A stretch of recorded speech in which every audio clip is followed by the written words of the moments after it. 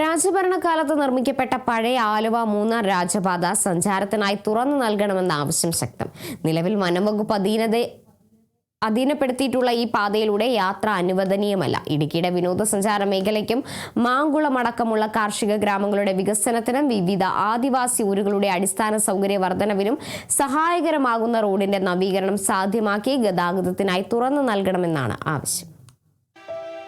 1924 വെള്ളപ്പൊക്കത്തിന് ശേഷമായിരുന്നു പഴയ ആലുവ മൂന്നാർ രാജപാതയിലൂടെയുള്ള യാത്ര തടസ്സപ്പെട്ടത്. വെള്ളപ്പൊക്കത്തെ തുടർന്ന് കരിന്തിരിമലയിൽ ഉരുൾപൊട്ടലുണ്ടാവുകയും റോഡിന്റെ ചില ഭാഗങ്ങൾ യാത്ര സാധ്യമല്ലാത്ത വിധം തകരുകയും ചെയ്തു. പ്രളയാനന്തരം അടിമാലി വഴി ആലുവയെയും മൂന്നാറിനെയും ബന്ധിപ്പിച്ച് പുതിയ റോഡ് നിർമ്മിച്ചതോടെ രാജപാത ഉപേക്ഷിക്കപ്പെട്ട് കാലക്രമേണ വനംവകുപ്പിന്റെ അധീനതയിലായി. യാത്ര തടയപ്പെട്ടു. എന്നാൽ പൊതുമരാമത്ത് വകുപ്പിന്റെ ഉടമസ്ഥതയിലുള്ള റോഡിൽ വനംവകുപ്പിന് യാതൊരു അധികാരവുമില്ലെന്നും പറയപ്പെടുന്നു. നമ്മൾക്ക് ചെയ്യാവുന്ന, പുതിയ ഗവൺമെന്റിന് ചെയ്യാവുന്നത് വഴികളെ പുനരുദ്ധരിപ്പിക്കുക, അതോടൊപ്പം തന്നെ യാത്രാ സൗകര്യങ്ങൾ വർദ്ധിപ്പിക്കുക.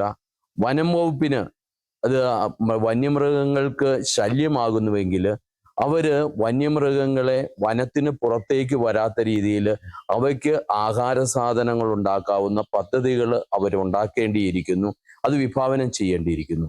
അതോടൊപ്പം തന്നെ നമുക്കറിയാം, എല്ലാ രാജ്യങ്ങളിലും വനത്തിലൂടെ കടന്നു പോകുന്ന സ്ഥലങ്ങളിൽ, മൃഗങ്ങൾ കടന്നു പോകുന്ന സ്ഥലങ്ങളിൽ അവിടെ അവയ്ക്ക് കടന്നു പോകുവാനുള്ള സംവിധാനങ്ങൾ ഒരുക്കുവാനായിട്ട് ഇന്ന് ഇന്ത്യയിൽ കഴിയുന്ന മറ്റ് സംസ്ഥാനങ്ങളിലെല്ലാം കഴിയും. ഇവിടെ മാത്രം അതൊന്നും പറ്റില്ല. വഴികൾ തടഞ്ഞുകൊണ്ട് ജനങ്ങൾ സഞ്ചരിക്കേണ്ട എന്ന് പറയുന്ന നയത്തോട് യോജിക്കുവാനായിട്ട് കഴിയില്ല. അതുകൊണ്ട് പുതിയ ഗവൺമെന്റ് ജനങ്ങളുടെ ആരോഗ്യത്തെ, അവരുടെ വളർച്ചയെ, അവരുടെ സമ്പത്ത് കൂടുതൽ ഉണ്ടാകുന്നതിന് വേണ്ടി, ഈ നാട്ടിൽ ജനങ്ങൾ ജീവിക്കുവാനായിട്ട്, ടൂറിസം വളരുവാനായിട്ടുള്ള പദ്ധതികൾ ആവിഷ്കരിക്കുമ്പോൾ ഈ പാത അതിന് വലിയ മുതൽക്കൂട്ടാകുമെന്നതിൽ എനിക്കൊരു സംശയം. കോതമംഗലത്ത് നിന്ന് അടിമാലി വഴി മൂന്നാറിലേക്ക് ഇപ്പോൾ ഉപയോഗിക്കുന്ന റോഡിന്റെ ദൂരം 80 കിലോമീറ്ററാണ്. എന്നാൽ പഴയ ആലുവ മൂന്നാർ പാതയിലൂടെ 60 കിലോമീറ്റർ ദൂരം യാത്ര ചെയ്താൽ മൂന്നാറിലെത്താം. 20 കിലോമീറ്റർ ദൂരം യാത്രയ്ക്കായി ലാഭിക്കാം. കുട്ടമ്പുഴ, പൂയംകുട്ടി, കുറത്തി, പെരുമ്പങ്കുത്ത് എന്നിവിടങ്ങളിലൂടെ സഞ്ചരിച്ചാണ് മൂന്നാറിലെത്തുന്നത്. പൂയംകുട്ടിയിൽ നിന്നും പെരുമ്പങ്കുത്ത് വരെയുള്ള 27 കിലോമീറ്റർ റോഡാണ് വനമേഖലയിലൂടെ കടന്നു പോകുന്നത്.